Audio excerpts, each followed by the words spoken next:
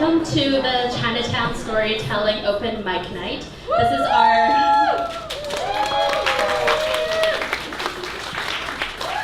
Thank you so much everybody for being here. This is our second open mic night. We decided to do it again because it's one of our most well-attended events 2 years ago, I think, and so we're bringing it back, and it is so wonderful to see you all here.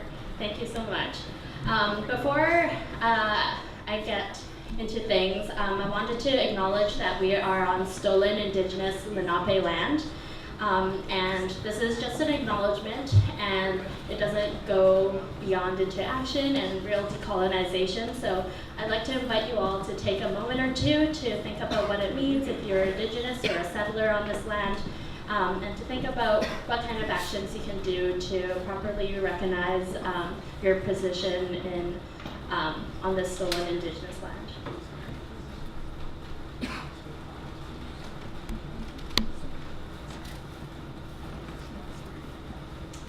All right, so tonight's open mic night is a part of the Homeward Bound Series, which is a series of public programs that the W.O.W Project has been putting on this past year.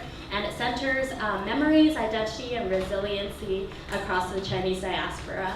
And we want to highlight this everyday resilience, and that's why we have opened this open mic night to the community to share their stories and be resilient in the ways that they share their stories and experience their lives.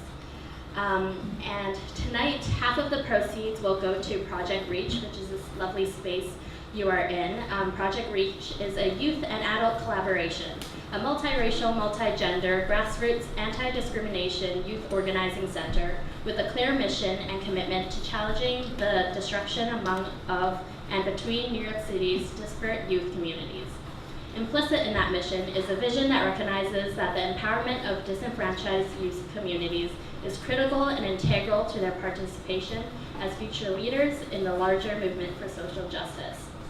And unfortunately, Project Reach, which has been this home for many people and for many, many years, is on the brink of being displaced because of rising rent and people wanting to flip property in Chinatown.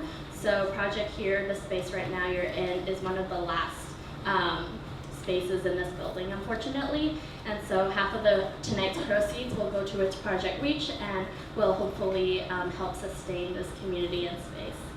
And then the other half of these proceeds are going towards the W.O.W Project.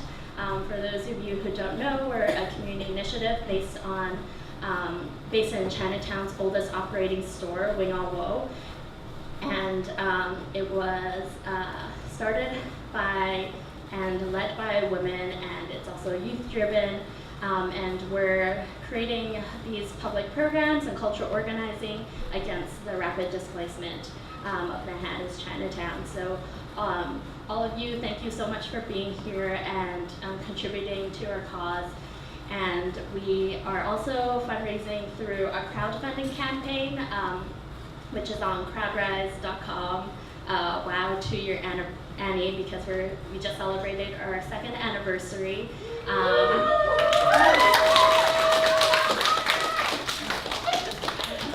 Which means that we're launching into our 3rd year, and that would not be possible without all your support for being here and present, as well as funds. And so we highly encourage you to donate if you're able, and if not, please share with your communities and network.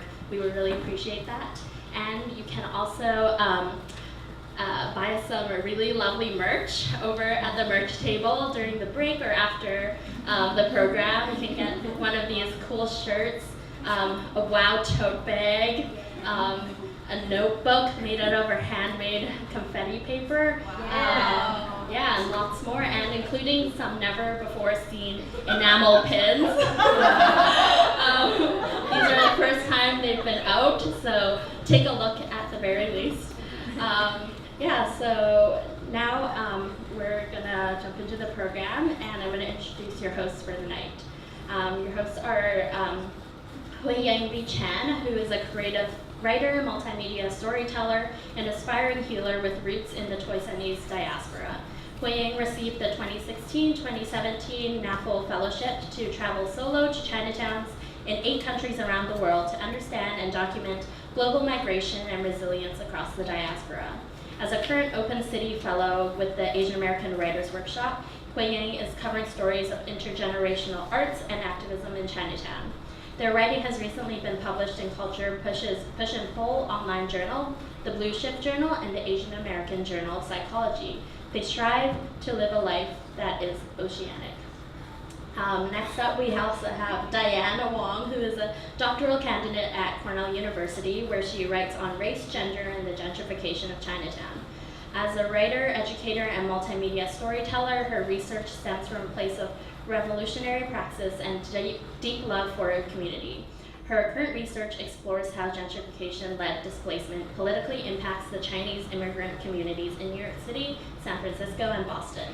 Diane is currently a visiting scholar at the Asian Pacific American Institute at New York University, where she is finishing her dissertation and working closely with the W.O.W project and the Chinatown Art Brigade. In the fall, Diane will be an assistant professor and faculty fellow at NYU's Gallatin School of Individualized Study. So thank you all for being here and enjoy the program.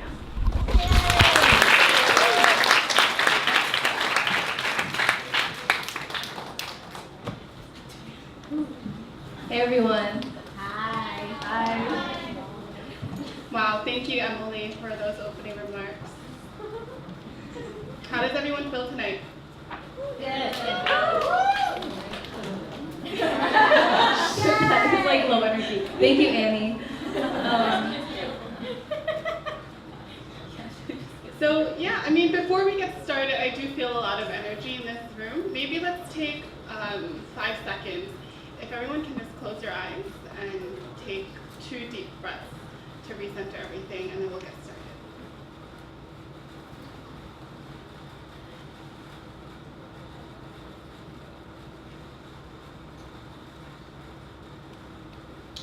Okay. So we have a really fire multimedia lineup, and just to start off, I'm going to start off with some ground rules about what is welcome and not welcome in this space. What is not welcome is any content or comments that have to do with racism or that perpetrate racism, homophobia, transphobia, ableism. All of those isms are not welcome here. And what we do welcome, though, are positive affirmations. If you hear something you like in the form of snaps, claps, body shakes, cheers, feel free to express yourselves with content that you like. Some logistics of the space: there are 2 bathrooms in the corner over there. They're all gender bathrooms. It's 2018 and we are doing away with gender. There's also water all the way in the back corner on the red table. So feel free to help yourself get water, pee when you need to, take care of yourself. And each performer up here will have 5 minutes, and there will be a 1-minute warning at the front to be respectful of everybody's time, because we have a jam-packed schedule, and it's going to be great.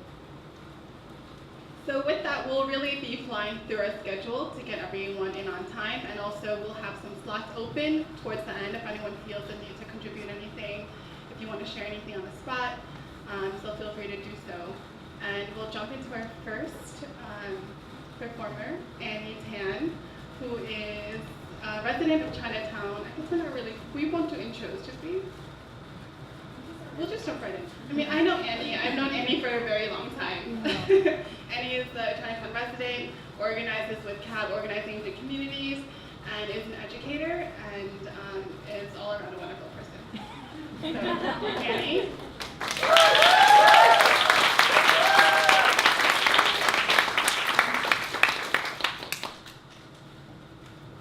I have 5 minutes, ladies and gentlemen.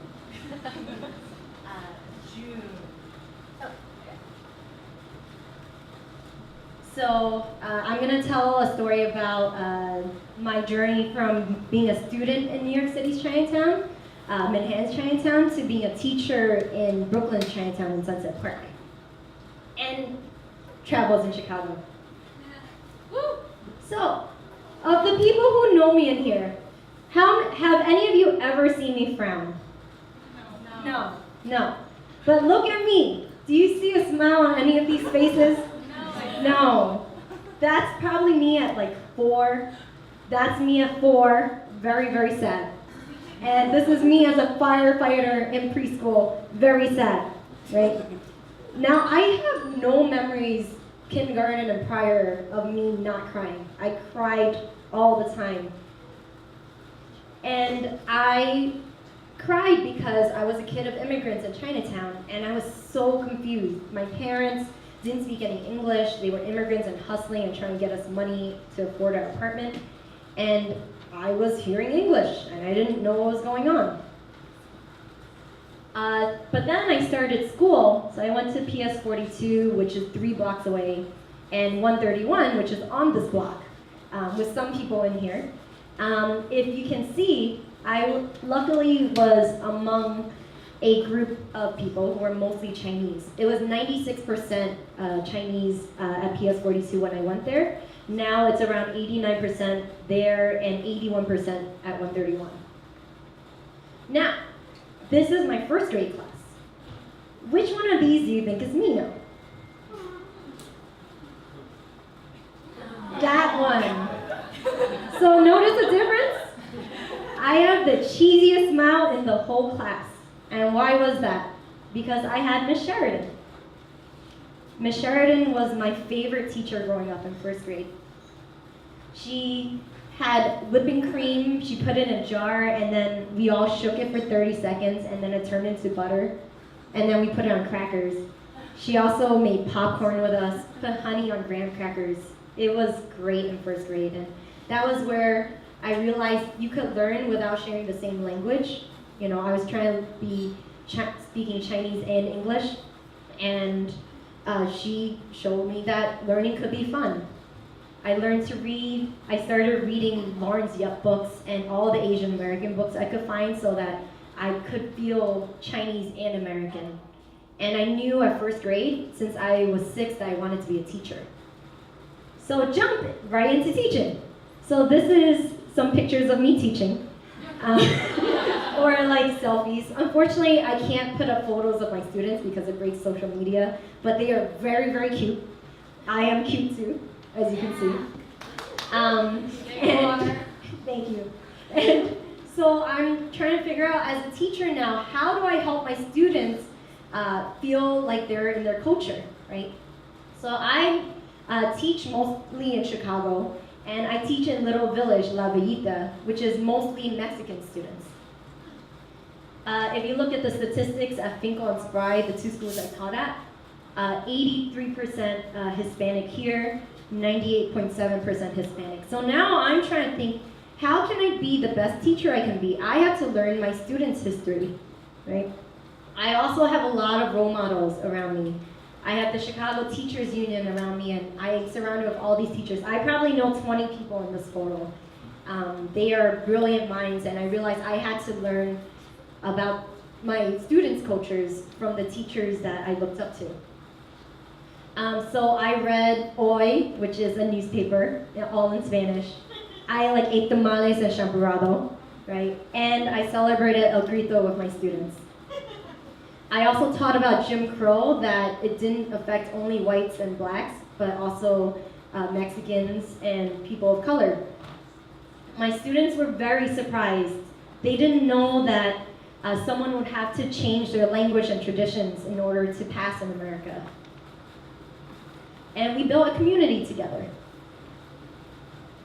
But I had to go.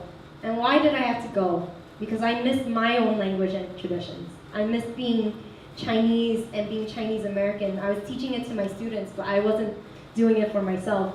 These are some of the goodbye PowerPoints that my students made for me, because they knew I sang, that I loved Pokemon just as much as they did. Yeah, so I miss them a lot. But now I get to teach in Sunset Park. I get tortas and tamales from the bodegas, and I get milk tea and barbecue pork buns from the Chinese bakeries all a block away. So I get to teach Latinx and Chinese kids now, so I get to bridge both. I get to teach about the Mexican-American War, and how our borders are just created. I get to teach books like In the Year of the Boar and Jackie Robinson to help my Chinese students feel American.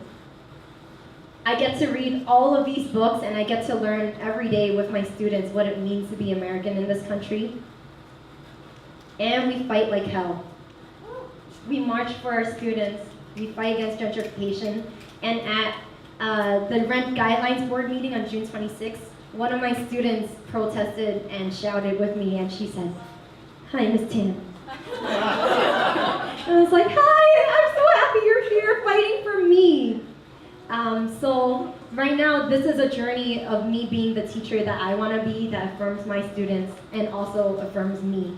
Thank you so much.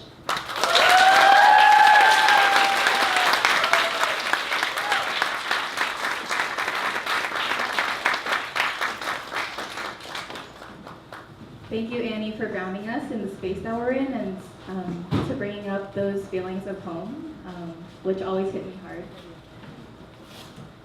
Our next performer is someone who I love deeply, and that's all I'll say. Please welcome Alice Liang.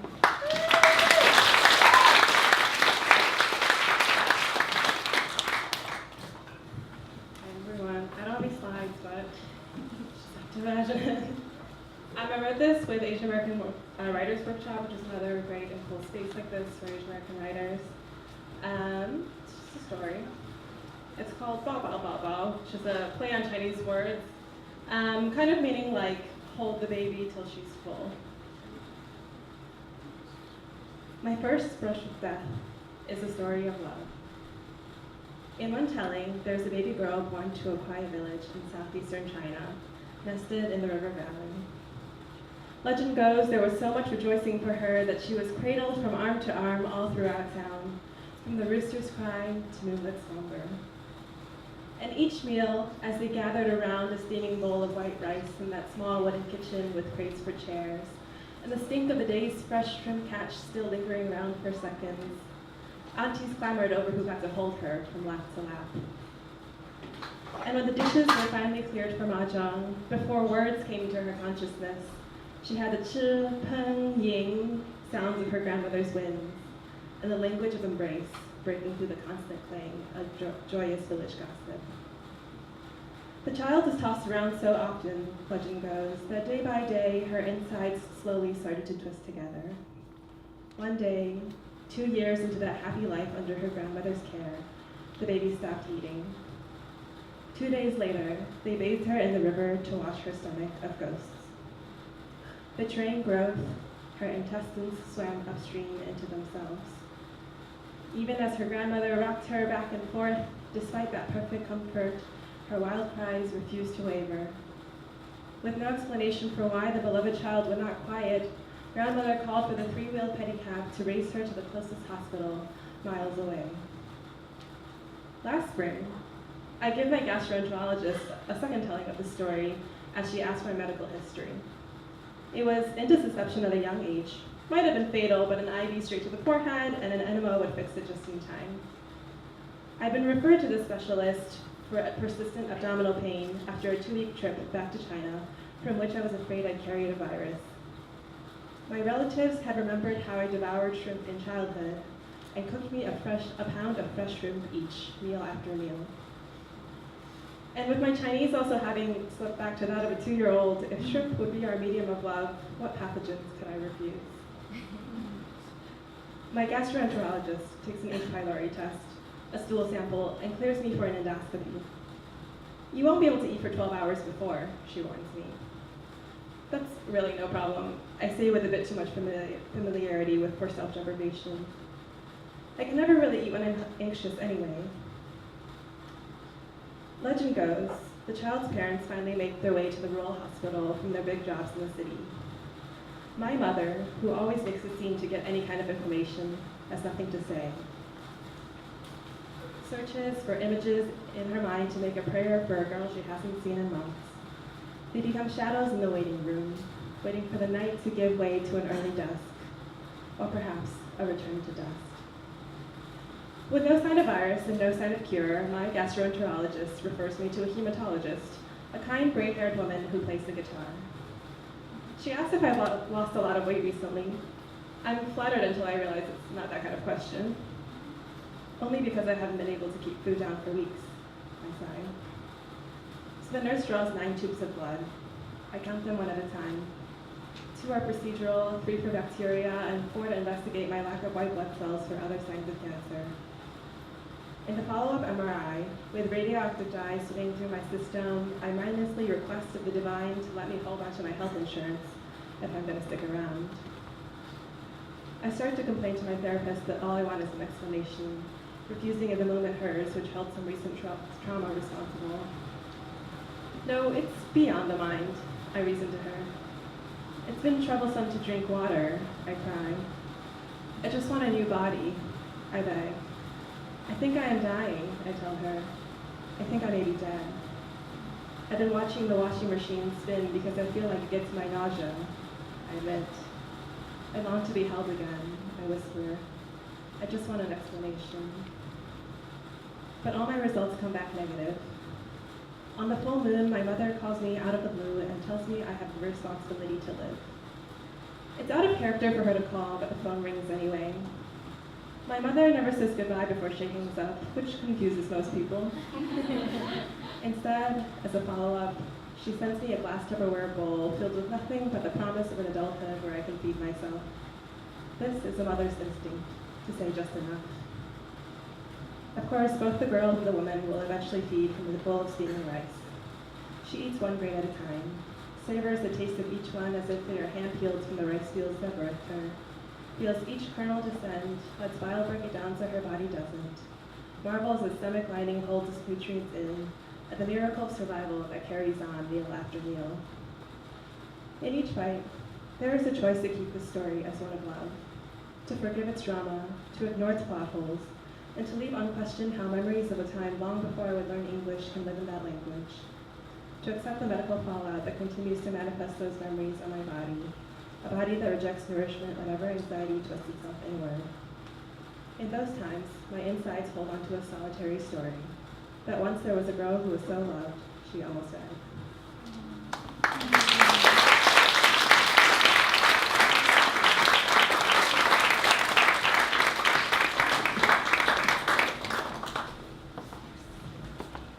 Wow, that was so profound and rich in the senses and just feeling.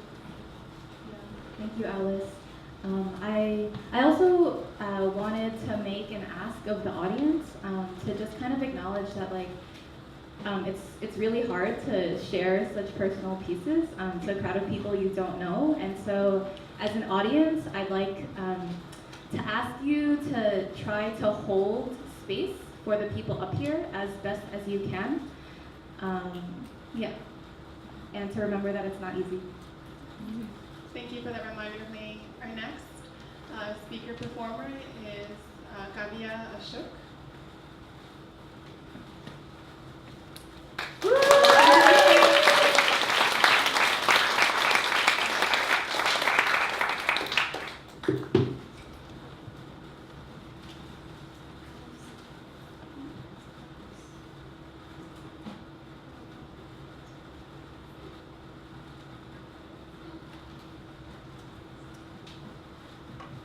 Hello everyone, my name is Kavya. I'm Indian American, but I don't speak Hindi. My parents are from the South Indian state of Tamil Nadu. We speak Tamil at home. Well, they speak, I understand. Still don't speak very much Tamil either. There is one language that I can speak, other than English. There's one language I can speak pretty well, and that is Mandarin. So my parents put me in class when I was 5 years old. Our public school in San Francisco, California offered Mandarin. It was the only language they offered. And so there I was, a bright-eyed, bushy-tailed kindergartner, ready to soak up as much language as I could. And, you know, I was excited. It was a new language. I was learning so much every day. I would be practicing on my own. I only had class once a week, but that didn't matter. I wanted to learn, and I've been studying up until this day. 16 years of studying. I'm 21 years old now, and I've been studying Mandarin. I've been enjoying my time. Recently, I had the opportunity to study abroad in Shanghai through NYU's study exchange program in NYU Shanghai. I'm an NYU student, by the way. So I spent 7 months in Shanghai, and I realized like all that preparation, studying, reading, writing, speaking, listening, hundreds upon hundreds of Chinese characters have been piling into my head. They all were so useful because I was able to communicate with people and talk to them, like learn their stories instead of focusing on learning the language. I could talk to people, learn about the culture, and that is something I just cannot learn from a textbook. So I love that experience, like going and talking to people, learning their stories, learning about Chinese culture in general, Shanghai culture, learning as much as I possibly could. And I came back to New York and I thought, okay, how does all this relate to the Chinese diaspora and my own experiences as a member of the Indian diaspora? Like, are there any connections? Like, is there, like, what can I learn? So I applied to a job at the Asia Pacific American Public Affairs Office. That is a mouthful. I'll just call it PAPA for short. So there I was, like a college intern, surrounded by my other college interns, and I spoke Mandarin. They all go, whoa, you? Indian? Speaking Mandarin? How? My coordinator was Malaysian. He's like, no, it's actually pretty common. People speak Mandarin. Many Indians, I know, he knows many Indians who speak Mandarin. I thought, yeah, see, it's normal, sure. I mean, I've been studying for a long time, and our common language in the office is Mandarin. And along with English, along with some Cantonese, I don't speak any Cantonese myself, but we all just communicate with a mix of these 3 languages. And they all caught on, like first week, like, yes, Kavi can talk with some Mandarin. I thought, yeah, let's converse. And one day, when the new high school interns had just come, this is day 5 for them, they're still very, very new. I've been working there for about 2 weeks. And we were all pretty new at this point. We were all going to this organization in New York. It's a very important organization. And this president of the organization was going to speak with us. We were all just so honored. We were like, oh my God, this incredible figure of authority is taking valuable minutes of his day to talk to us, mere high school and college interns. And we all thought, all right, let's soak up as much knowledge as we can from this. He's going to give us valuable knowledge to get us far in our high school, college, and professional careers. So as we trudged up the steps in New York heat, which I think we can all agree is pretty terrible, no air conditioning, we're all dripping with sweat, up flights of stairs, we get to the hall, and we're sitting there, and we're just waiting for this man to speak with us. And he asked us all, like, hey, is Mandarin okay for the speech? And we all nodded yes, because there's one thing that you never do, is question authority. I think I can speak for everyone at that. And so, like, then we were all waiting, like, excited, and he pointed to me, and he said, hey, only English for you, right? I thought, what? Now, the Indian in me was saying, okay, just laugh it off, like, let him talk, like, respecting authority, right? But the American in me was saying, heck no, I don't care if he's an authority figure. Like, when it came to cat callers, like, in English and Mandarin, I was able to cuss them off, tell them piss off in Mandarin, because I could understand what they're saying. But I can't do that with an authority figure, can I? So, when he talked to me like that, when he said what he said, I was, a little bit peeved. I mean, I understand why he wouldn't think so, but he didn't have to laugh at me, I thought. So I said, respectfully, like, no, Mandarin is okay. He points at me again and he laughs, hey, Mandarin, like, you need to learn Mandarin, don't you? I'm like, you don't need to bring attention to it, but okay. Like, I was thinking to myself that. By that time, I said, what, screw decorum. I'm going to say, like, white jump, don't everybody, like, he wasn't listening at that point. Like, that means, like, yes, I can speak Mandarin, and he wasn't listening. But all the high school interns, their mouths dropped, and they go, oh my God, the college intern Indian can speak Mandarin. And all the college interns, they're just like, yeah, that's her colleague, she speaks Mandarin, it's a second language to her, but she speaks it fine. And I felt vindicated. It didn't matter that this president didn't really care. And I thought, great, the Indian in me is a very big part of my culture. I respect authority, and I'm ready to and willing to take in all the information he can give me. The American in me is saying piss off to him, like in a respectful way, but that's a part of me, and I'm not going to give that up. It's not a bad thing that I'm Indian American who's speaking Chinese. It's part of who I am. Thank you.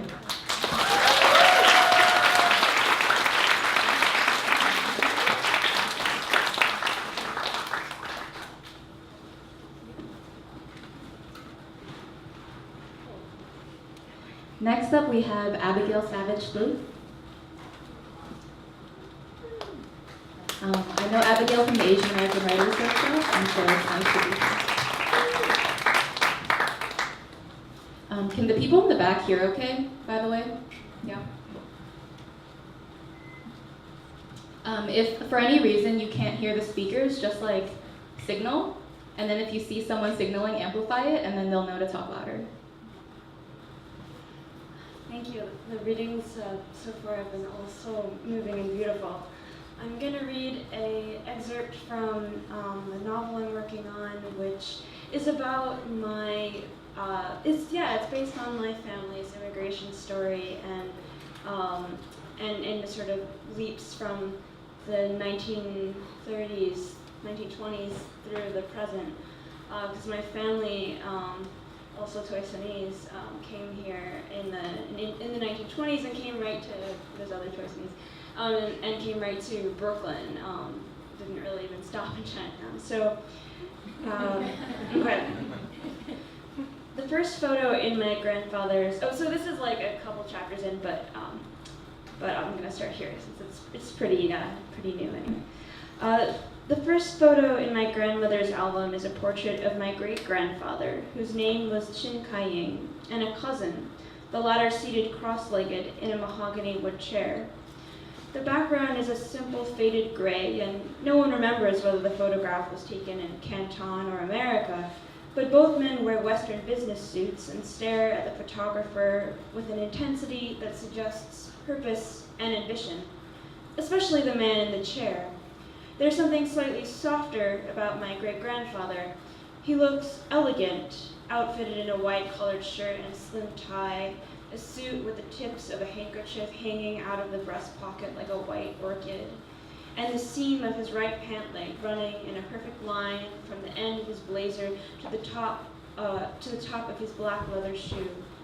Maybe it's the shoes that are most striking. They are pressed together like a schoolgirl's shoes, like the two black slippers of the Chinese Barbie hallmark ornament, so that even without seeing his face, I know he is no cowboy, just by the positioning of his feet. But it isn't just the shoes. It is his unsmiling lips, fine eyebrows, and perfectly sculpted cheeks that make me feel that had he been a Cantonese opera singer, he would have played the maiden. My great-grandfather came to the United States in 1924 with the ambition to send back 2/3 of his earnings to Chin Village and uplift his people into modernity. He planned to commission the construction of a big house that would withstand all typhoons, polished wooden banisters on the staircase, pipes that would carry the well water straight into the kitchen, and a gas-powdered stove. Kai-ying had forged his way as the paper son of a man by the name of Wong. He ended up in a small town in upstate New York, where during his first week, a white man spit in his face. At the end of each day, he retired to the single room at the back of the restaurant, where all 8 of the Toisanese workers slept on bunk beds that had been recovered from the town's shuttered military hospital. But they were already used to suffocating in the smell of other men's sweat, to sharing one toilet with a street of other workers. All of them had, prior to their migration, traded in the dewy morning air of the countryside for the dirty, tight quarters of Canton City, where they'd hauled goods for the oyster merchants and peddled sugarcane on the street until they'd earn enough to buy the boat ticket. But the winter, sorry, is that up yet? Or no? Okay. Sorry, listeners. But the winters of America nearly broke them. The nights when they wore their overcoats and boots to bed and still could not sleep. The constant tension in their shoulders, the numbness in their digits, the difficulty of knowing when the snow was hard enough to cross and when they might collapse through it, soaking their only garments. The fact that there was nowhere to escape for privacy, because leaving the restaurant meant subjecting oneself to the merciless wind, to the depressing colorlessness of the town square, and to the realization that American men can survive it because they have mothers and wives to cook and coddle them, to tend fireplaces and to decorate the doors of the houses with evergreen. The workers had not a woman of their own, they often griped, for 8,000 miles. Yet all this tribulation at least made Kai-ying the most eligible bachelor in town when he returned to the country 2 years later. He was wed to the daughter of a man in Lee Village who owned a restaurant in New York City. That was how Huiying departed from his impregnated bride and returned to America. He had inherited a chop suey restaurant called Flower of China on the second floor of a tenement jammed beside the elevated train in the Jewish ghetto of Brownsville. There's a 20-year gap in the photo album, a kind of generational leap that leaves a lot unexplained. The next photograph was of my grandfather, who was Chin Huiying on his birth papers, but Richard Wong to everyone who knew him.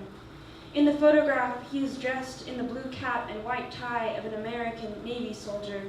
He stands in a parking lot at the Coney Island amusement park, a roller coaster cluttering the sky like a dinosaur skeleton, with one foot planted solidly and the other raised on the bumper of his Chevy.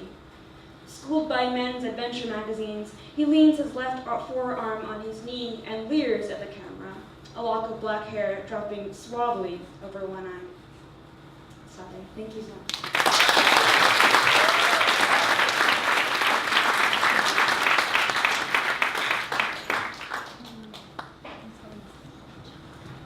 I love how photographs can tell so many stories and how you use that to take us to the scenes.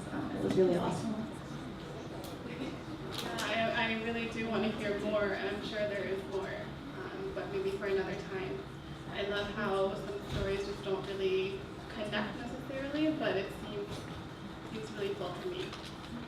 So our next speaker is Mafuzul Islam, and we met last year, and I remember he was telling me about this project he was working on, and I remember thinking, wow, this is so necessary. And so today, you'll hear a little bit more about what this project is. Let's give it up.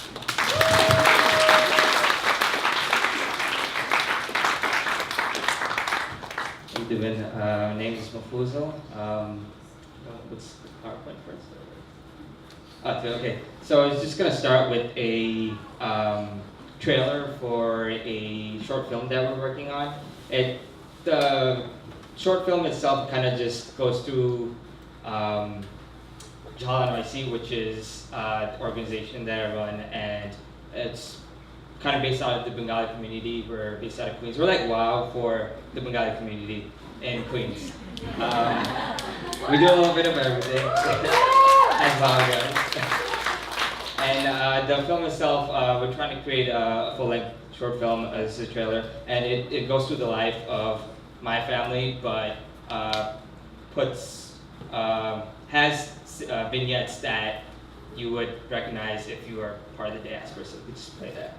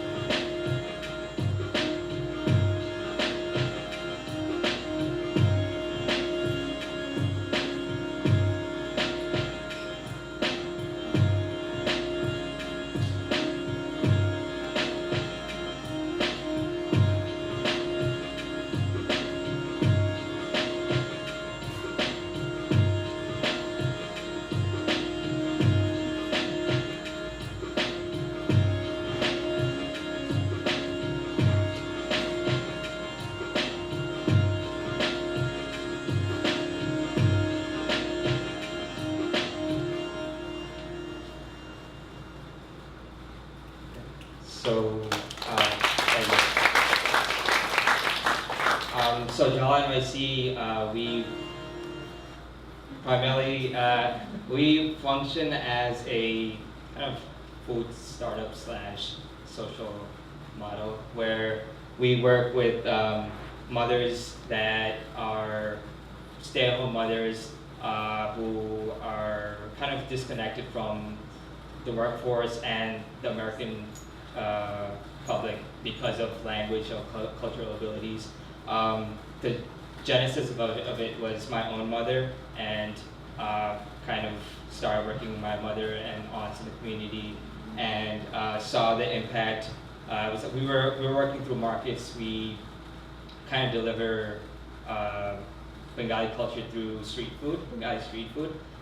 Queens Night Market, if you guys have heard of it, that's where we are at primarily, and markets throughout the city. And in that process, we're trying to deliver Bengali culture.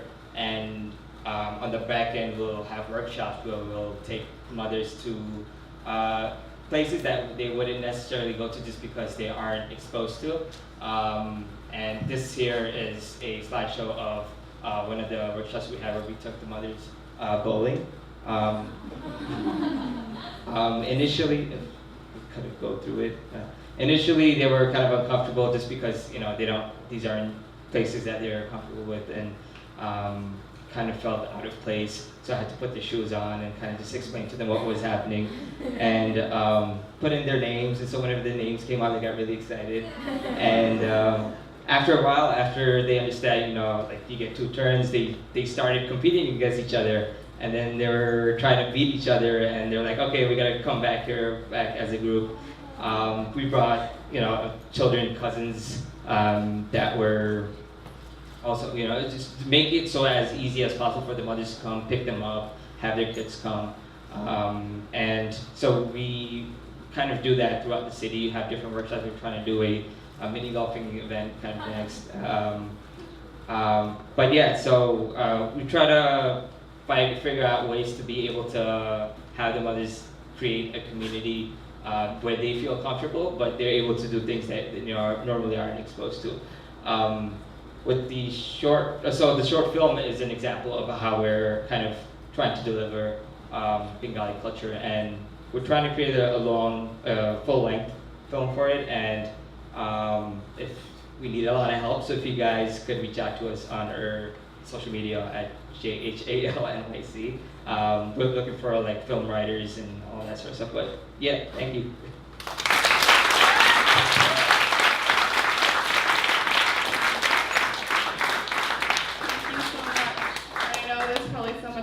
Say, if you want to learn more about JAL, there's an event coming up on Saturday in collaboration with Chaya in Jackson Heights. I'm sure you can find more online. And there's another event. What was the other event? Oh, that's just Queen's Night Market. Oh, yes. Yeah. Queen's Night Market. So it's every weekend on Saturday, right? Yes. Okay, so check them out there. Next up, get ready to have your world rocked with poems by Nancy Huang.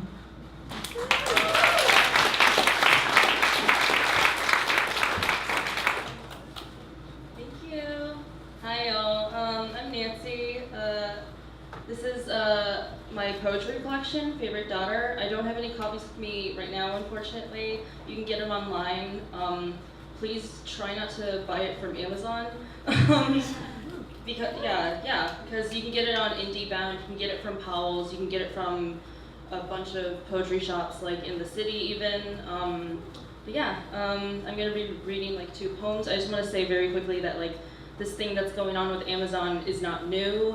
It's been happening for years and years, and if you'd asked any emerging writer or artist like whether Amazon helped them or like was good for their work, I guarantee you they would have said no, even like 5 years ago. So. Just saying. Alright, I'm gonna read some poems, like 2, and the first one is about Shanghai, because I lived in Shanghai for 3 years, and it's still my favorite city in the world. I've been trying to go back for like the past 10 years, and it still hasn't happened yet, so. Yeah, it's called A Hymn to Shanghai, after Lin Yutang. See, this is how you sing to the great, terrible city. Bribe it with good fortune, feed it a logic riddle. These are good things to give to certain locations. Do you believe in ghosts? No. I believe in being haunted. I wish you could be done with a place and have it not haunt you. I'm wishing for too much, it seems. Shanghai, which is upon the sea, which means fairy tale. I used to be afraid of how unknowable the sea was, its vast reach, its love for flesh, its hunger for deep. They always say, in fairy tales you get 3 shots. I'm American, strike 1. I'm China native, strike 2. There, the ocean's flooding between the city streets, traffic gridlocked all over, gray sky. How a city can spill into a river, into the sea. If everyone here is a liar, how can I believe you when you tell me beggars, babes, and billionaires? How can you feel a place outside of your body? Isn't your body the end-all, be-all? Aren't the faces in the river your face too? Aren't you still in the river? Didn't you fall in once? You never made it out. Other people waded to shore. You stayed. They left and the city changed. You stayed. No one ever thanked you for staying there, for laying down, for keeping the river warm. Thank you. Thank you so much. This next poem is called Tooth Fairy. I read an article about this park in Shanghai where all the girls hold hands at night and everyone pretends not to notice. And I've never been to that park, but I really want to go. I really want to go now because I think that that's so different from the kind of Western construction of queer life. I feel like here in the West, we see like, you know, visibility is representation. Visibility is survival and representation is survival too. But like over there, it's like they kind of rely on that ignorance instead, which I think is really fascinating. So I wrote a poem about the park because that's what I do. Tooth Fairy. My skeleton is always grinning, even when I scream. White ridges stacked in an upturned curve, pearls strung up over a clavicle. I do not own my own skeleton. Teeth rotting, a science experiment. 7th grade, the table next to me had white pearls shrinking in cola. This was a message. Remember, your body will not forgive you for hunger, for warmth escaping. In China, there's a place called Wuxi, established in the Song Dynasty. All the fish in the river come out sweet because of some long-forgotten legend. They sprinkle rock sugar in all their dishes until they are inedible to outsiders. When people ask why, they say, our ancestors passed this down to us, this desire to drown in sucrose, this hunger for candy. My ancestors gave me a craving to dissolve in sugar. I have never had a cavity in my life, but the first girl I kissed had mint hair, bubblegum lips, fleshy eyes, wet, shrinking smile in cola, metal bracketing her mouth and barbed wire braces. I had a nightmare once. Ma said, smile big, it'll catch a boy. Dentist said, perfect gums, but where are your teeth? Thank you.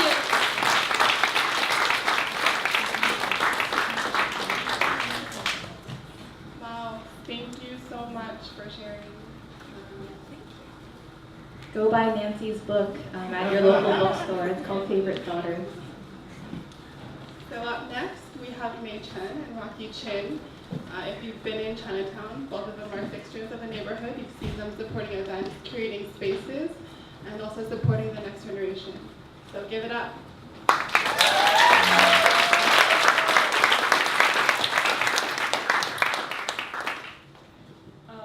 This is the first time I've ever done an open mic, so it's a little, but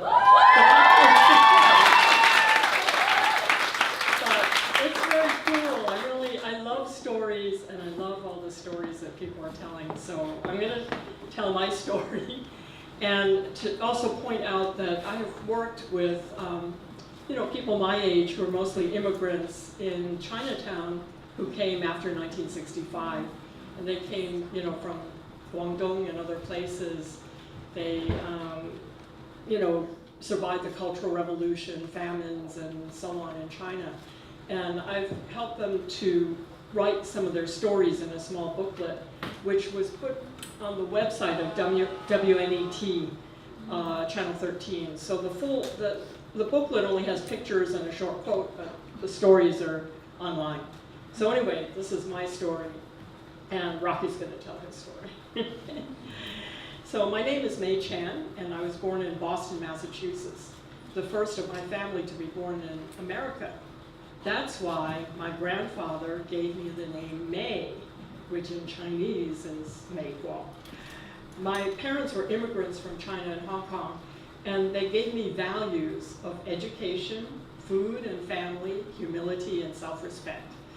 I had a lot of typical girl jobs in my life, including babysitting, sales clerk in big and small stores, office work in a big library, small college office, and a Chinese tea company. I studied to be a teacher, but when my family moved to New York in 1980, public schools were facing the city's economic crisis and cutbacks, so there were no teaching jobs. I went to high school and college in the 1960s, when we believed that everything in life was political. And I was lucky that most of my jobs related to something I believed in. Jobs and work were tied together, even though job recruiters back then were allowed to designate certain jobs for men only, which is why I talk about girl jobs, and I'm kind of happy to see genders being put away. Women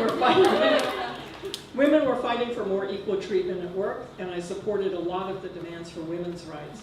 I was proud and happy to be in the workforce, getting my own paychecks, and it actually felt funny in a good way to retire a few years ago and to get paid pension checks without having to work. More than 40 years ago, I was lucky to meet and marry Rocky Chin through volunteer work in the Asian American community, and he's a solid partner and soulmate in raising our 2 children, and now babysitting 4 grandchildren while staying active with community friends and family. So I worked in the Garment Workers Union for 25 years, and this is the biggest impact on my life. There were many challenges and hardships faced by the immigrant workers. Job losses as the garment industry went global, anti-union bosses and governmental policies, and the tragic impacts of 9/11. The people were wonderful, the workers. There was really a deep sense of family and solidarity and teamwork in the union that kept us going. I got my union job after a huge strike of the Chinatown garment workers in New York City in 1982. It was amazing to see close to 20,000 Chinatown workers cheering for union speeches and marching down Mott Street on strike. Almost every family in Chinatown had garment workers or employers. This was such a big industry for decades until the millennium and 9/11. Local 2325 did a lot for the workers and community.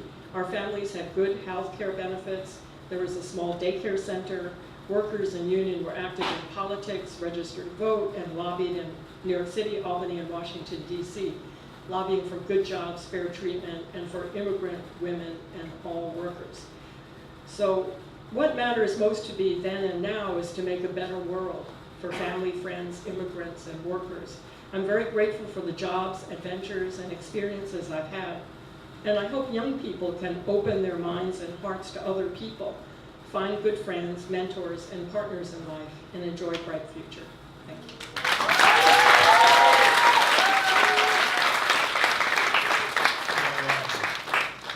First of all, I want to thank the folks in W.O.W. and Diane and Huiying, and also my friend Don Gakko, anyway, somewhere around here. Project Reach. A couple of years ago, I was here when Fei Chang was here, and we had worked together many years ago in the basement workshop. So it's really great to see a lot of young people, what you're doing today. I couldn't really talk about that today because I wrote something for this publication, and it's very personal. But I think it's good to have some of the OGs here, right?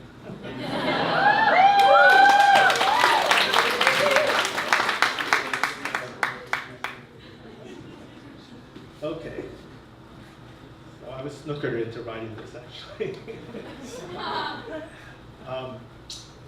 You arrived on July 4th, standing up. That was how my mother described my birth in 1947. My breech birth arrival was cause for celebration. That it happened to fall on Independence Day, accompanied by fireworks in the nation's capital, was in sharp contrast to what my parents had endured in war-torn China just a few years before my birth. My parents had left America in the late 1930s, serving as civilian professionals in China. Their firstborn, my older brother, perished as an infant in the harsh conditions of Chongqing, a city ravaged to perpetual bombing by Japanese fighter planes. I was told the story by my parents of their escape from Chongqing over the Himalayas when I was a child. I did not understand how our family came to settle in the Appalachian hills of Kentucky, but I appreciated the fact that my parents were forthright in sharing their early history in China with us as children. Knowing one's roots is really critical in finding your voice. And all of you here have wonderful stories. Great to have the Asian American Writers Workshop too, right? My father's parents were born in Toisan, a rural part of southern China. His father ventured across the Pacific at the age of 14 before finally settling in Worcester, Massachusetts. He had crossed the Pacific 4 times. My father and all but one of his siblings was born in America. Their family was a curiosity in Worcester since my grandmother had bound feet and insisted on wearing a Chinese dress. My grandfather, however, embraced American customs, insisting on cooking turkey with all the fixings for their Thanksgiving meal. If my father was told stories of his parents and how they lived in China, he never shared them with us. His first visit to China, since he was born in America, came shortly after he lost both of his parents to illness. It was 1937, and he arrived shortly before the infamous Japanese siege of Nanking, China. And incidentally, he was teaching as a professor in China. My mother grew up in Beijing, China. She was an official's daughter, not wealthy, but certainly more privileged than most Chinese. Her father would escape the Chinese exclusion laws because of his diplomatic status. All of his children would attend American and British schools. Years after my maternal grandfather passed away, my grandmother, this is his wife, her immigration status was questioned by authorities. And because she had started to forget the English, she couldn't pass the test. And at that time, they didn't have a waiver.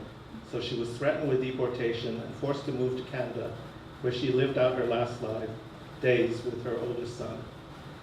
So like many Asians in America, we are constantly asked, where do you come from? So I'm proud of my Chinese heritage, and I'm proud of the fortuitous circumstances of being born on July 4th, although I got kind of sick of red, white, and blue year after year. But when I was a kid, I was very proud to say I was born on July 4th in Washington. But the question, where are you from, always sadly reflected a perception that we Asians in America are not America, that we are foreigners. So if I answer, I was born in Washington and I grew up in Kentucky, the questioner would always say, where are you really from? The question spurred me to delve further, deeper into understanding my own family's history, to understand America's racist immigration laws, which have shaped our lives, but also the lives of every American. Our family experienced segregation, American apartheid style. Explicitly during one road trip, we stopped by gas stations in the Deep South, and they had signs colored only or whites only. And having someone tell you which bathroom to go in is an experience even a young person will never forget. In college, I chose to be a freshman counselor because I didn't want to go into a fraternity. My father had been a harsh critic of fraternities, and I would end up having my own views about fraternities, which were very critical, published in the alumni magazine of this very fraternity-oriented college. And whoa, was there a backlash, because they sent me on a trip to talk to alumni as a student, and I experienced tremendous backlash and actual racism to it. In graduate school, however, and this was in 1970, the world is changing. We're starting to get more Asian Americans, because prior to that, it's all white schools. I was excited because there were Asian Americans in graduate school. We founded the first Asian American Student Association, which, by the way, is celebrating its 50th anniversary next year in New Haven, where I was in graduate school. We published the first Asian American Studies journal, which is the Amorator Journal, which is still being published. And we created and taught the first course on Asian American studies. And we also had a conference in 1970 that was one of the first, I think it was the first campus community conferences. By the time I entered law school, I knew I wanted to pursue a career as a civil rights or legal services attorney standing up for civil and human rights. Seemed to be the perfect life career. So I was lucky to have found a job where I could get paid for enforcing policies, laws, and initiatives that I felt addressed issues of social justice and fighting inequality. I continued to do my outside volunteerism and activism with civil rights.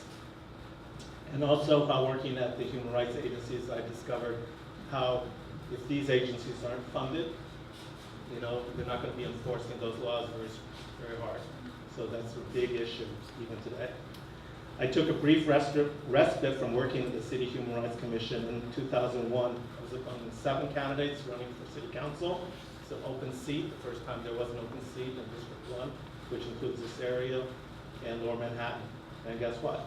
Primary day, what was that day? September 11th. So you never know what's going to happen. I didn't win, but it was an incredible experience. As a candidate, I was able to speak out about issues that I felt passionate about: affordable housing, workers' rights, disability, civil rights issues, equal opportunity. And I also did a lot of soul searching, learned to better appreciate the relationships I had with my family. And, you know, needless to say, if you're going to run for office, you better have a strong partner. I think my wife kind of agonized over that. Although I don't think she would want me to run again. I eventually got another job.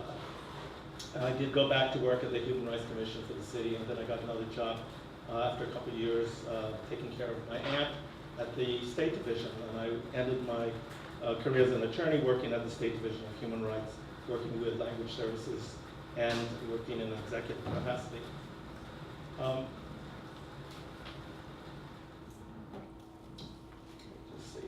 So I think the reason I wrote this is both just to start to piece together my own story, and that for young people it's important to understand not only one's own family history, but also the history and struggles of diverse peoples in America.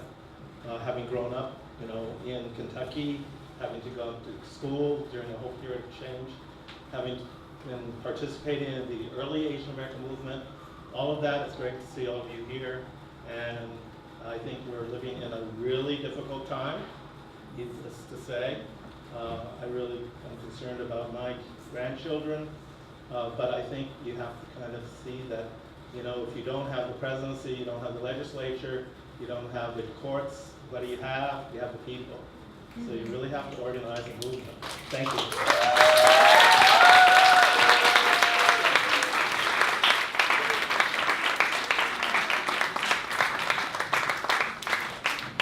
Thank you so much, Rocky and Mei, for sharing your stories.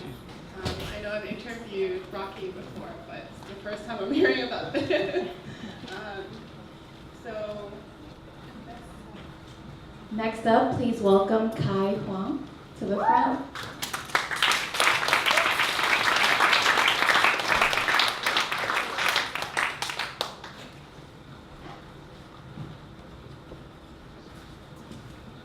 All right, I have 2 poems. The first one is called My Mother's Name.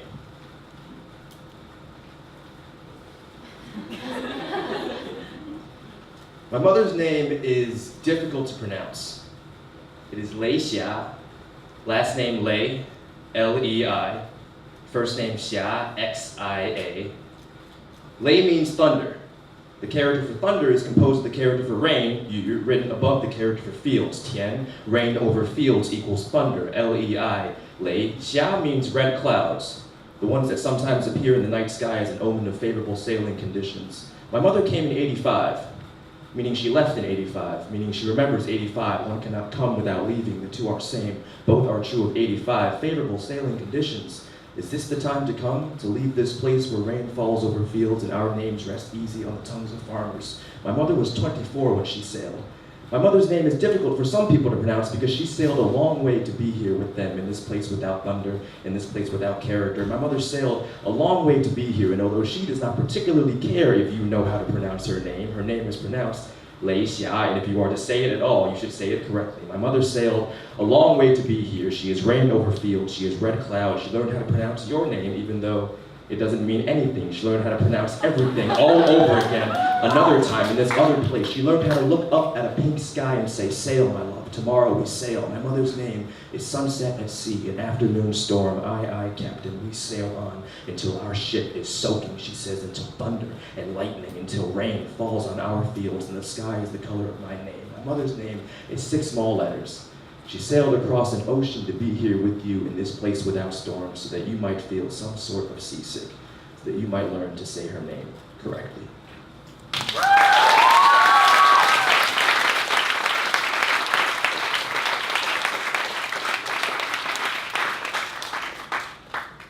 My father's name is easy to pronounce.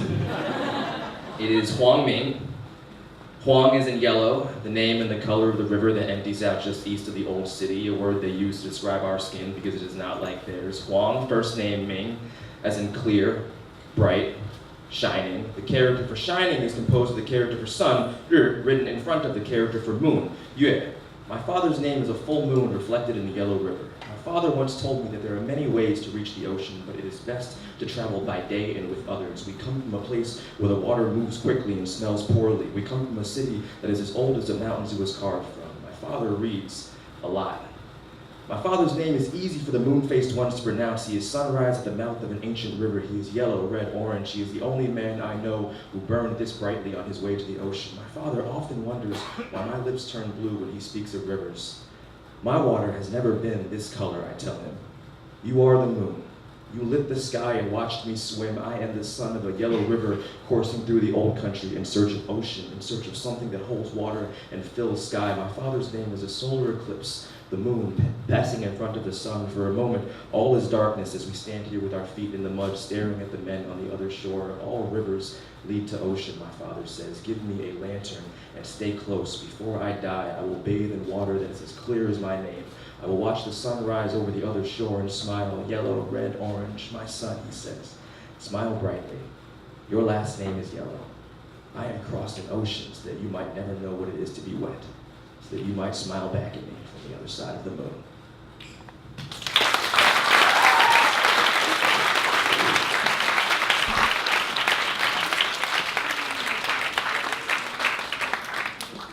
I just fell apart from this poem.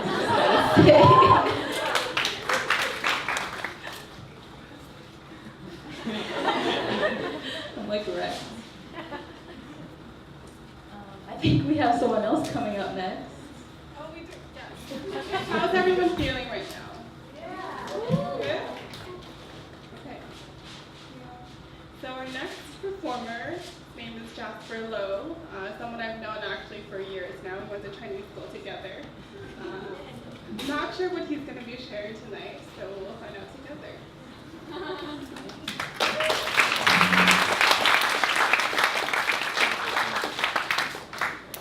I always want to say this, but roll quick. So ditto on white people, ditto on Chineseness, ditto on being Chinese in America. I'm going to talk about something that I'm not sure if anyone has reckoned with, but I've been reckoning with this for a couple of years now, and probably my entire life. I just didn't really realize it as much, and you can play the clip. And so, for me, it's for ditto on all the proving how American you are. And so I was in the Army. This was from a training exercise, riding on the back of a striker. It's just here for ambiance. But what I want to talk about is proving how Chinese you are. And that's something that I've had to do my entire life. And when I left the Army, because I was becoming someone that I didn't want to become, I left an organization that was at war for more than 10 years. I left my friends, I left the family that I made, and I left these guys, my white people, right there, right? And I thought I left the war, and when I came back, I was at war. I was at war with my family. I had everyone constantly rejecting who I was. And there was no way for me to be myself. I was always wrong. All the Canton speakers in here is like, you know, my entire life just trying to be guai, like obedient. But it's good obedient. And so, you know, you can't call close air support on your family. You can't go wage a war on your family. You can't wage war on Chineseness. So I wrote this poem as a part of a larger collection. It's called Tofu Master, Tofu Sifu. The tofu master of Wang Daixin runs his chefs, demands they pour hot water into the plastic tofu tray before sliding the soft mass gently into their woks. Sifu, who once saw his Sifu sculpt a dragon from a handful of tofu with only his fingers. The Ling One of the restaurant is as important as the bodies, the master asserts. But tofu sits cold on stainless steel stations, while customers sit silently, together with each other, sending Candy Crush invites to their nieces and nephews. Remember Hong Kong's rise, the honor they demanded in the revival of its food. Remember the call for a Sifu to restore the clean and clear taste of the sky, the sea, and the land. A kitchen seal to seal fit their cuisine because CrossFit didn't have enough kick ass. But in that era, in their demand for khakis, for German cars and shoulder pads, they called for the tofu master Sifu, demanded he restore the beginning, a people grown by the sea. Here's Master Tofu begging his chefs to warm up the tofu, just for the customer to turn back the dish, wagging their stylus finger, complaining, it's not like it was. Even if the dish is still sorcery spun from ladle and hoke, Mang Fo's purple tongue summoned from deep hell. But the perfect tofu was cast by the snap of fingers, by the master of tofu Sifus, also of Wang Daixin, a grand tofu demon that flew through the kitchen shell screaming, "Nei kale and ma." Scrambling the staff and all the orders of Sifu, peeled his lips, smiling at the breathing importance of perfection, Ling One. And when the customers with their brick Motorola's and double-breasted suits demanded why the hell their tofu took so long, they shut their mouths as the tofu rolled out. Claws, eyes, and nostrils intact, the customers adjusting their oversized golden rims, exclaiming, wow.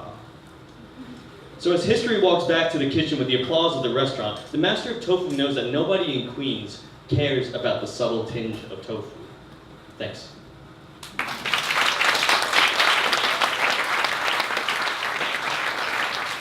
you so much, Oscar, for sharing that. This is probably the second piece of poetry I've ever heard him read. Are we going to take a break? So we're going to take a 5-minute break before that. There's water in the back, and there is a bunch of amazing merch, one of a kind, up here in the front. I can't promise you that you can get it anywhere else other than tonight. And bathrooms are back there. We'll be back in 5 minutes, so don't go too far. All right, so please find your seats. We're going to get started. Okay, so the next speaker is Huiying B Chan. I've known them for a while now, and we've been through this entire journey with the Homeward Bound Series, and I feel like I've learned so much more about them as a person. And I think that, well, when we first met, Huiying told me about their travels to 12 different Chinatowns around the world, and that really struck me. And so I'm really happy to welcome them to the stage.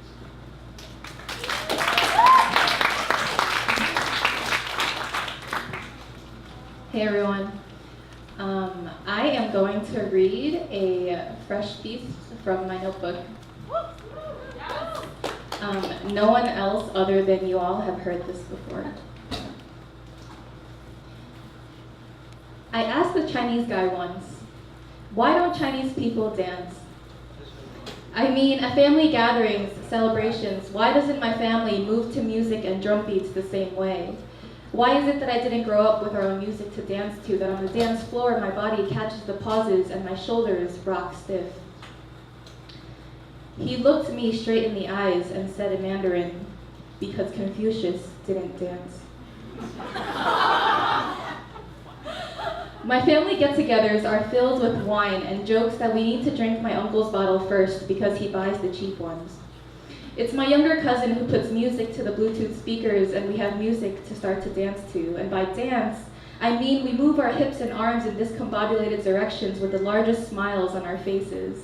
By dance, I mean when my mom and dad went to college dances in the 80s, the way my dad thrusted his hips and yanked his arms in the opposite direction had my mom putting her hands over her mouth to keep from erupting into laughter. What I mean by why can't Chinese people dance, I mean when I see you, your spirit and mine together soar. The flood of golden sunlight seeps through the window panes and sets the entirety of you aglow. Darling, the smooth roll of the cha-cha begins and our hands meet for the first time. My feet surrender to the rhythm of yours across floorboards. You'd know in that moment that I am enraptured in your aura. Our bodies serenade into the night, time momentarily halts, lights softly blurred to wind chimes behind us. We live tonight how we used to and never got to. Let them try to tell me Confucius didn't dance. Thank you.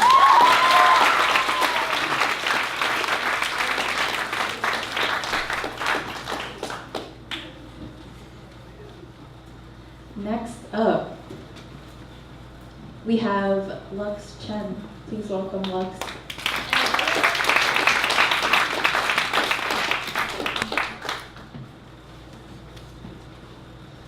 It was snowing that early January night when I opened the door to my room and knew immediately my roommate and her partner had robbed me. My room was completely empty. Books, furniture, clothes, documents, all my earthly possessions were gone. So I spent the entire next day filing a police report. By the end of the day, I was exhausted and numb, but forced myself to attend a screenwriting class I had registered before, telling myself life must go on.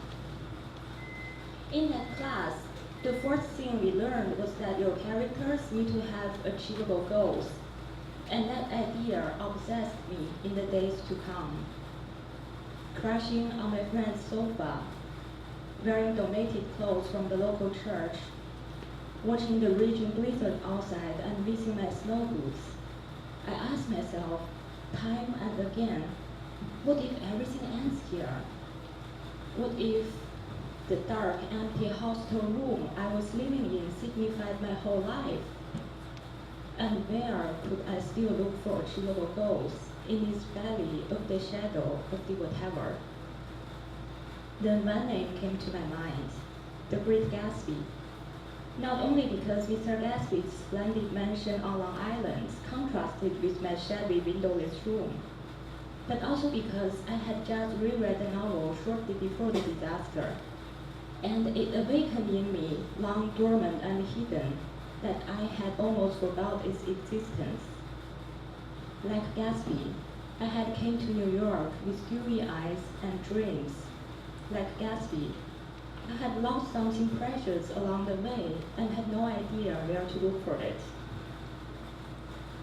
I had came to New York after barely surviving a physical and possibly mental breakdown. I'm never sure about the mental part because I could not get any professional help at UT Austin, my first stop in America. The health center refused to let me see a counselor, basically telling me that they had no time for me unless I wanted to kill myself at that very moment. I did not want to kill myself. I just craved a bigger world. I had come to America with the hope to study comparative literature and to become a cosmopolitan writer. I wanted to read the books and meet the people I had no access to back in China. But soon I realized that the only way I could get financial support from my program was to spend more time teaching Chinese than on my own classes. And that job set me onto a track and determined every part of my identity and my future. I entered the program full of aspiration, but left in despair. In Austin, I met 2 professors and a few friends from New York. The proud stories they told me complemented all the novels, movies, and lectures I came across about New York City. So in my fantasy, New York is the world full of literary salons and cinematheques, cool cocktail parties, and beautiful creative people. That was the cosmopolitan world in my dreams. So when all my friends became Chinese language instructors and married computer programmers, I packed for the Big Apple and for cosmopolitan life. In my first adventure in the city, I posed as a student journalist, doing a project on New York history, so I could talk to strangers in Central Park and along the Fifth Avenue. But in real life, I could never get a job like that. The only publication willing to pay for my writing was a Chinese lifestyle magazine, so we spent most time covering luxury stores and fancy restaurants. My undiagnosed depression deepened day by day. In the public library, I often had to hide my tears behind a book or a computer screen. And sometimes I had my tears in the solemnity of the church or the darkness of movie theaters. That's two of my favorite places for public weeping. At night, I kept having this dream that I went back to school to finish my PhD but could not find a classroom. Once, when I finally followed the crowds into a giant round auditorium, what greeted me was not a class, but a funeral. And reading Gatsby brought everything back, because that was where my dream had started. So I had this epiphany. I decided to read all the literary masterpieces I had planned to read, or had read without much understanding. That became my first achievable goal, and that is where I would search for my lost soul. I started with Faulkner's Light in August because I needed light more than ever. Never had I expected that in this novel about a pregnant young woman looking for her baby father in the segregated Deep South, I could find all these orphans and strangers and endless journeys mirroring my own. It was early spring. Many friends of mine participated in the Women's March or the demonstration at JFK Airport against the travel ban. Watching them, I suddenly felt part of the larger humanity as I never did before, part of all these people who are on the road and after the last sky, but who never stopped searching. I realized I had found my community in both books and in real life.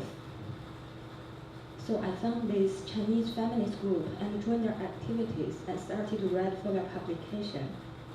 With them, I had embarked on a new journey toward a different kind of cosmopolitan life. The journeys are never ending, but I know I will never be alone, but always part of all those people searching for love, for meaning, and for the light. And when I tell my story as part of the stories of all these searchers, it will not be a ghost story. Thank you.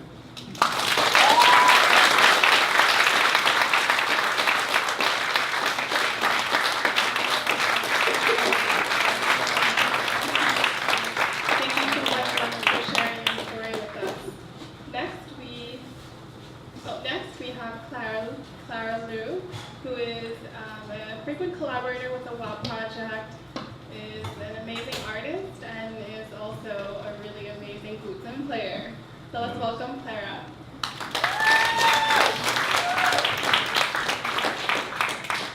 Thank you. So I'm going to do a presentation of my art that I've never done before because normally you hang art in galleries. But so on the side, I do illustrations and drawings.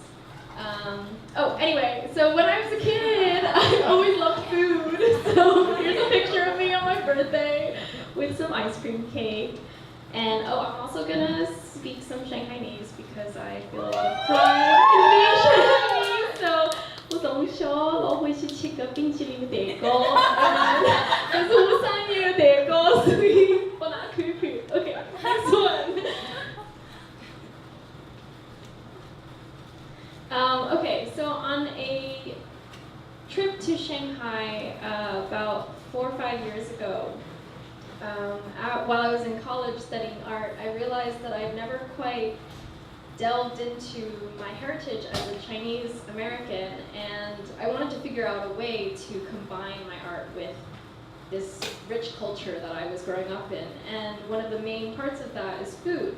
So during that trip, I took pictures of different dishes that I encountered that I thought could be an interesting backdrop to some like lettering drawings that I was also getting into at the time. But lettering is typically very pretty, and I thought, I'm just gonna do my own thing because I don't like how cheesy, you know, the really beautiful cursive lettering is, and I just like freestyled it.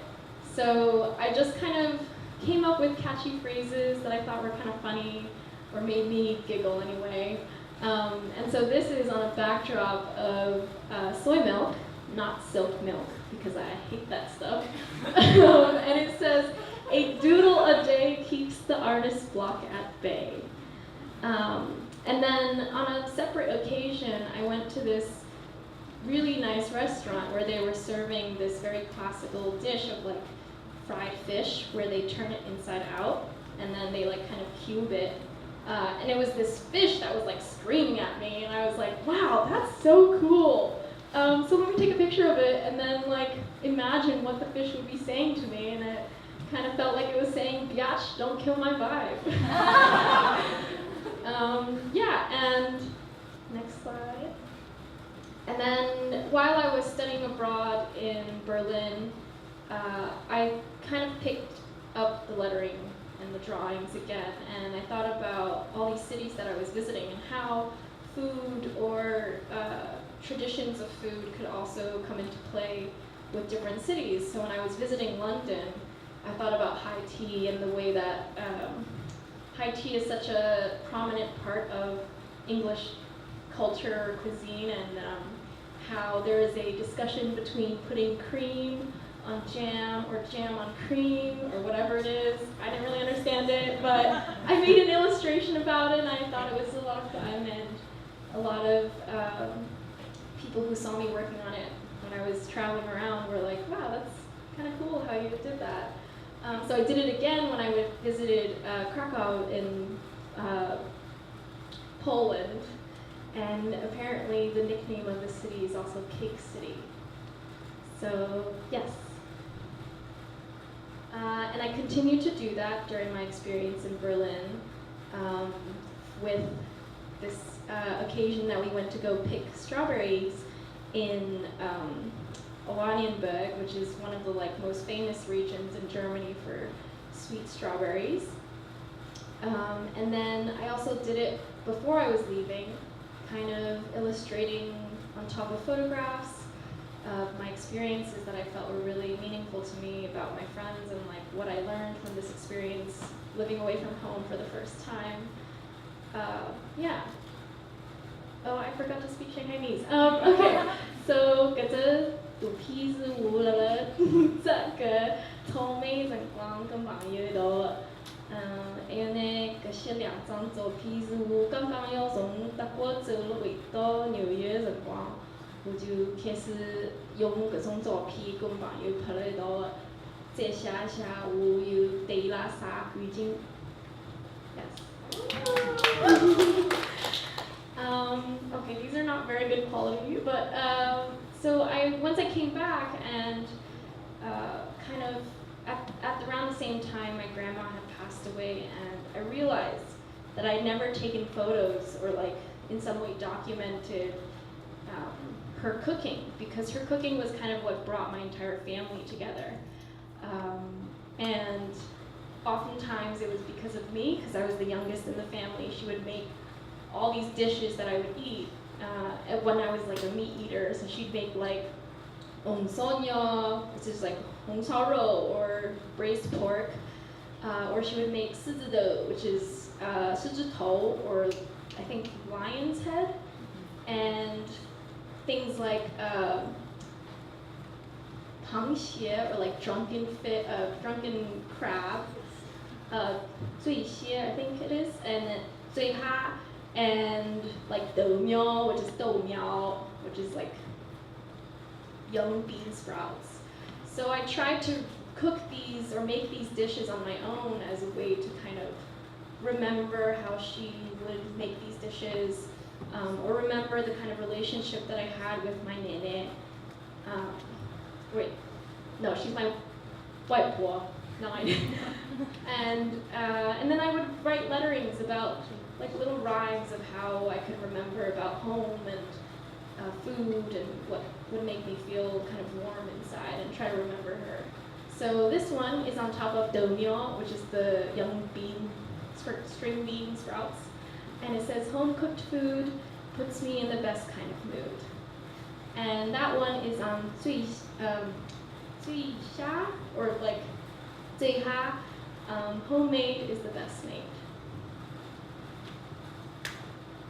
And most recently, I started to have a little bit more fun with my illustrations, because I'm primarily more of like a fine artist. So what that means is like I do paintings and like sculptures and installations, but illustration has been a way for me to kind of relinquish those expectations of fine art or selling in a gallery.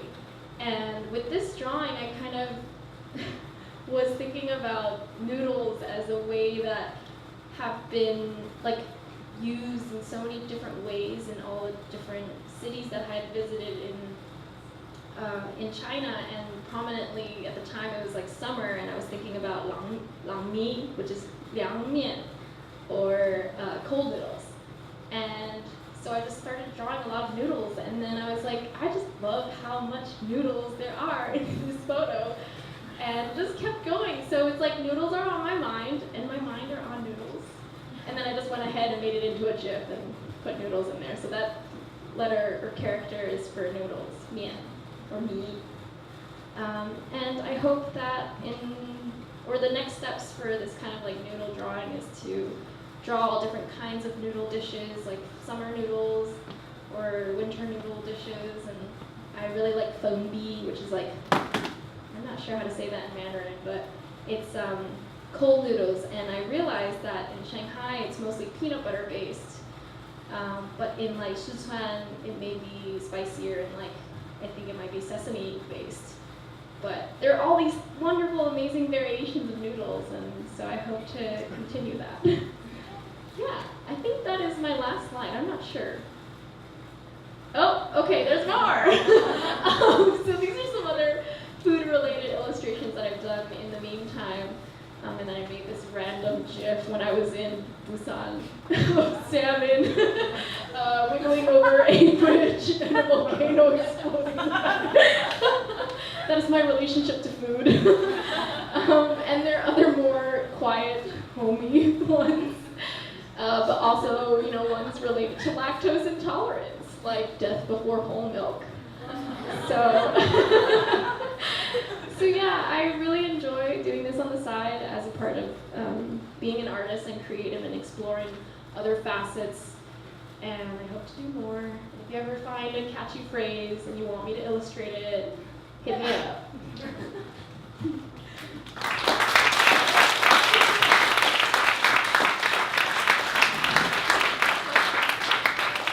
Thank you, Claire.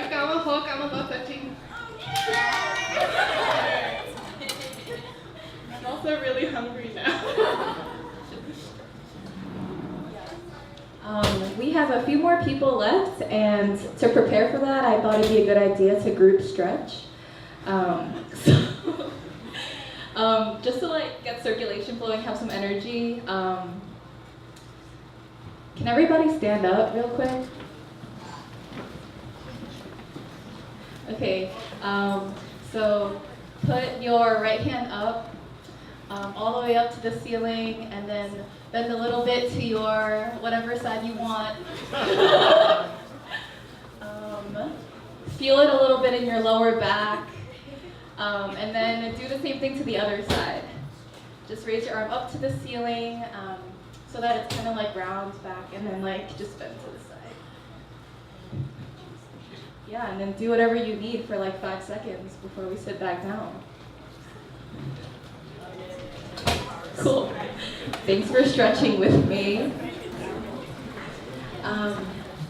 Next, I would like to welcome a fiction writer up here who is named Maria Alejandra Barrios. Please welcome Maria.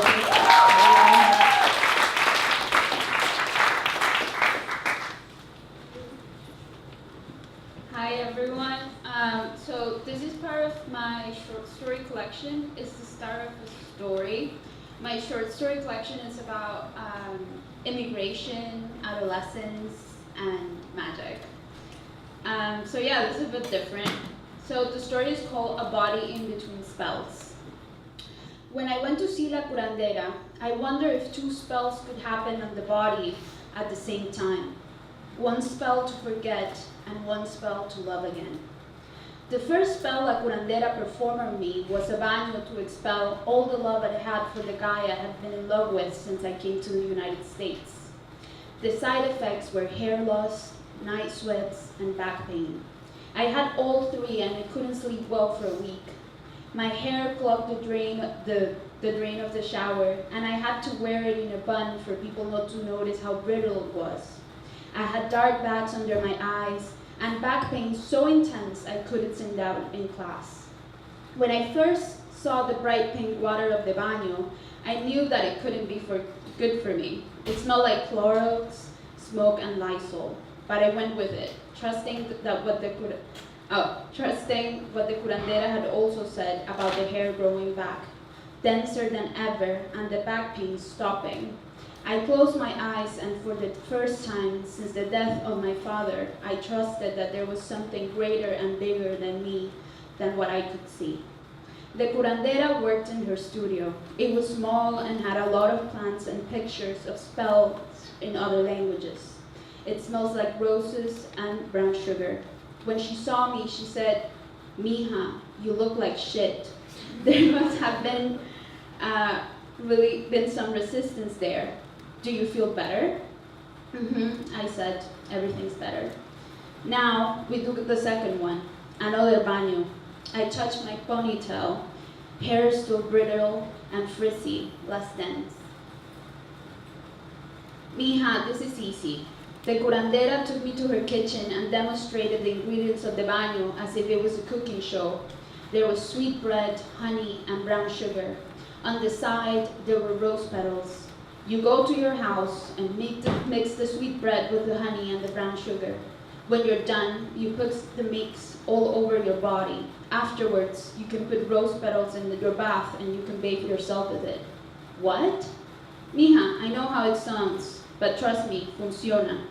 Also, don't go overboard with it if you don't want to be uncomfortable by how many men are going to go after you. Start slow. If you feel you can deal with more then do another baño. Same process. Okay, I swallowed hard. I was ready. In the back, we heard some books fall. The sound was heavy and definitive. "Is someone else in the house?" I asked, worried that someone might have heard us. "Yes," she said, looking back and smiling. The curandera gave me a brown box with all the ingredients and sent me on my way without giving me a chance of asking who it was. "Do it tonight," she said. "I have a good feeling about today." I locked myself in the room with a brown bag and with Lysol, a mop, and sponges to clean up the mess later. The borrachas made my bathroom smell like Christmas had come early in the middle of the summer. I started spreading the paste on my body gently. I even put some in my hair and on my face. The sweet bread made me think about home and how Dad used to buy us borrachas after school. I licked my lips. I tasted like the batter of a cake I was just in the process of making. And it also tasted like my childhood in Colombia. I was at home in Bushwick, and at the same time, I was in the middle of the supermarket in the Caribbean coast.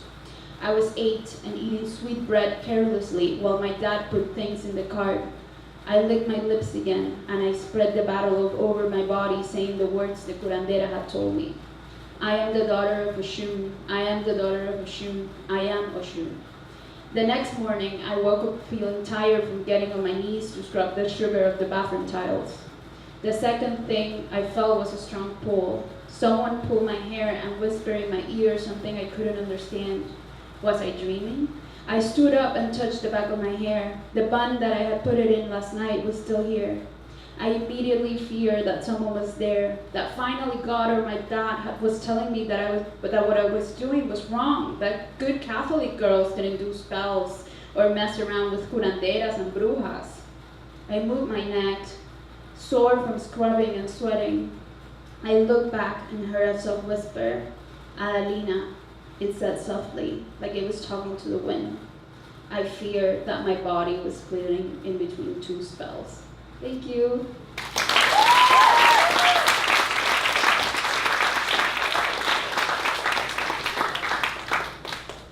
That last line hit me hard.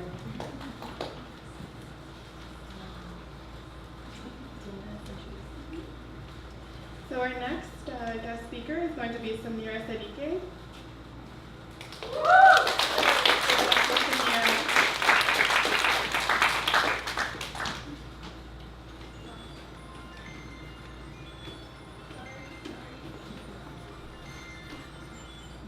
Hi, I'm Samira. I am a journalist and poet from Bangladesh. I've been here in the city for the last 2 years.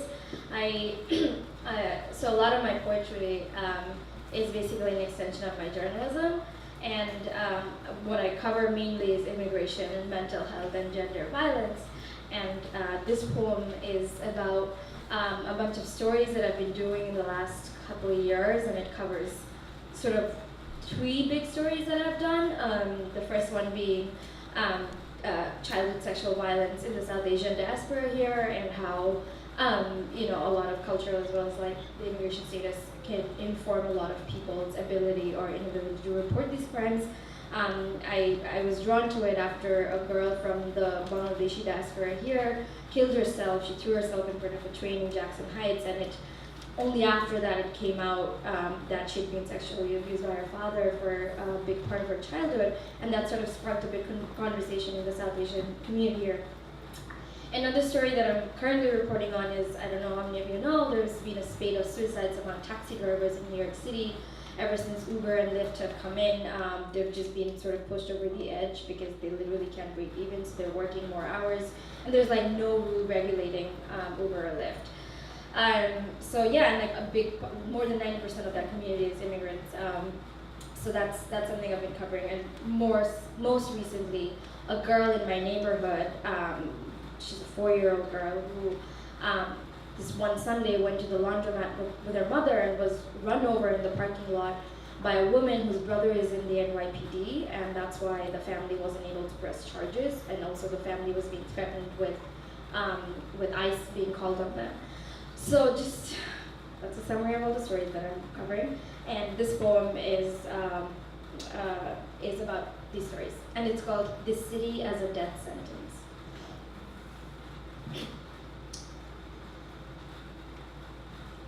In this city, every month is a death sentence. November, a daughter jumps, hoping that the 7 train tracks would be soft on her skin, softer than father's fingertips, exploring the maps of her body. December, the man steps out of his taxi cab, wraps the entire city into a rope around his neck. This is the warmest the streets have ever been to him. February is a bullet the man puts to his head before he becomes smoke. His blood makes river arteries on shattered glass, seeps into March, becomes another death poem. In May, Kenny Chow died, a breathless death. Breathlessly he went. The water is welcoming him in a way this city never did.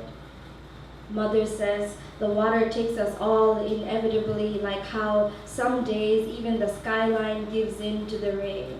inevitably, like how the meter stopped running, and so Kenny Chow left home early, and Kenny Chow came home late, and Kenny Chow left home early again in the morning because the meters had stopped running. Kenny Chow is the name of a man who was last seen kissing the East River, and no sirens or clicks or hastily reported missing persons flyers was to bring him home, was to bring him to June. A girl with braids walks into a laundromat, returns home as a funeral prayer. Her mother is left with a rosary and an accent that's put 1,000 mountains in her mouth. Her mother is left with the homicide ruled as an accident. Her mother is left swallowing mountains as the driver politely exits the scene. Their family friends tell me that they came here many years ago from their home country. Makes me think how home and country are just two different words pitted against each other. Makes me think how this city is a death sentence without a crime. Makes me think how Kenny Chow went into the waters looking for home. Makes me think that is how so many of us live in this city, looking for home in places waiting to drown us.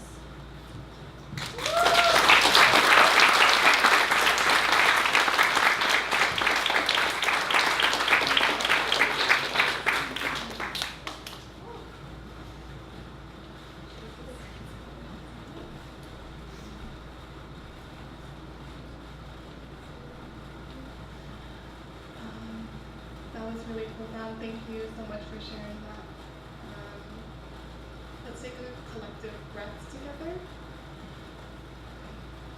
So let's breathe in. Let it out.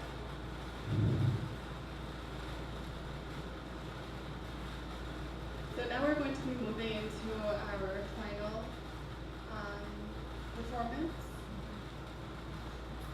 The final act is someone we both know very well, who is a longtime friend, artist in residence of the W.O.W project.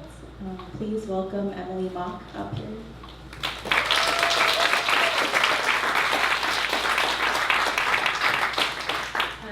Hi everyone. This is going to be a 1-minute short film, my first ever. It's all done in paper cut, and there's a couple paper shadow puppets there too. It's called Huiying Bao, or Return Home Make Soup. It's about an elder who goes grocery shopping in Chinatown, and she comes home and she makes a soup out of ingredients that are really everyday. It's lotus root, radish, ginger, shiitake mushrooms, goji berries, and peanuts, and pork neck bone. But these are all ingredients that are medicinal and do things in our bodies and our spirits. And so I've been thinking a lot about what it means to do things that my ancestors have been doing for hundreds and thousands of years, and trying to be in that ancestral knowledge by slowly making paper cuts with them. Enjoy. Thank you.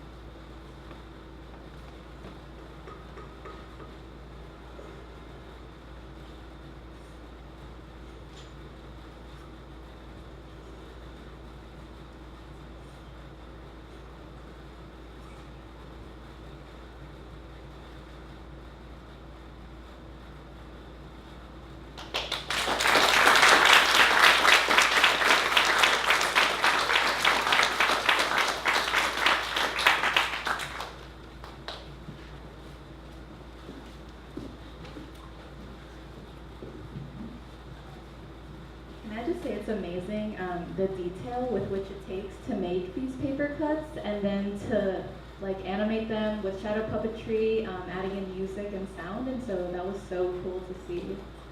So Emily was this past year's artist in residency at W.O.W. at 26 Mott Street, and Emily created a lot of these incredible paper cuts and then put on a show at the end of her residency in the window display, and that was really, really so incredible to see. So now we're at the end of our storytelling night, and unfortunately we don't really have time to open it up for others to share because we are at 9:30. But what about some one-word feelings or thoughts? You can just scream it into the air, or into the void. How are you feeling?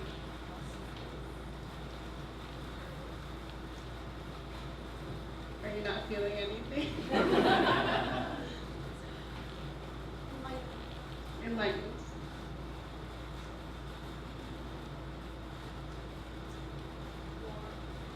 Warm. Me too. Seen. Connected. I'm gonna throw community into there.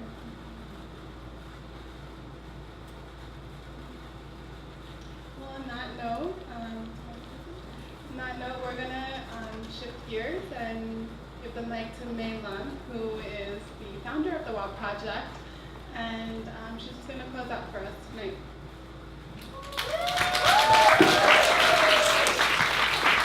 I'm just going to be brief. Thank you all so much for coming out tonight and being here and supporting all of the artists and amazing community of creatives that we had perform and share today.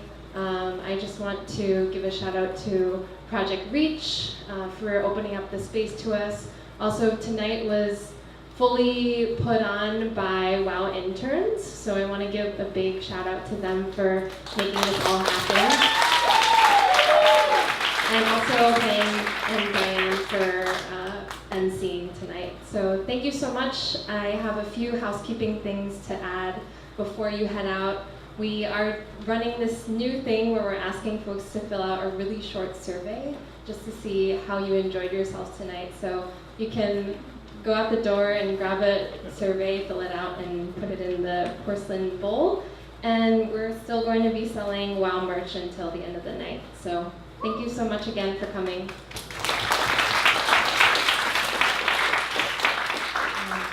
We would also like to request a group selfie with everyone in the audience. So I'm just going to take it right now. If you don't want to be in the photo, you can opt out and not be in it. I also forgot, please support the WOW Project fundraising campaign. Donate if you can.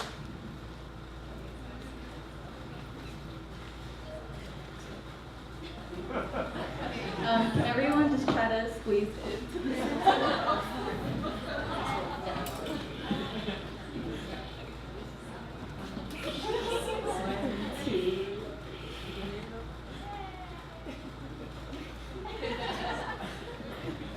I know. Thank you. So feel free to mingle with each other, and we would like the performers to come up and take a group picture too. So please do that.